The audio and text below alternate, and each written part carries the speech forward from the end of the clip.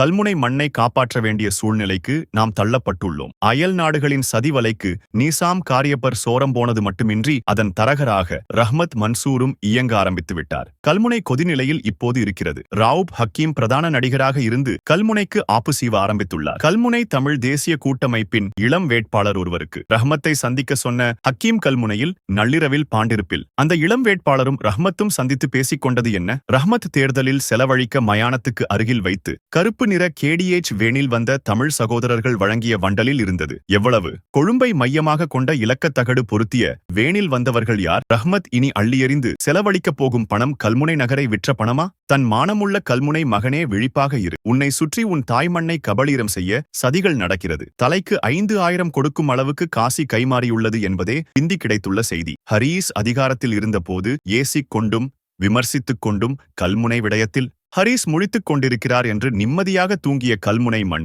இனி உசாராக இருக்க வேண்டிய நேரம் வந்துள்ளது. ஹரீஸின் கதிரையில் ரஹ்மத்தை அமர வைத்து கல்முனையின் இதயத்தை காவு கொள்ள சதி நடக்கிறது.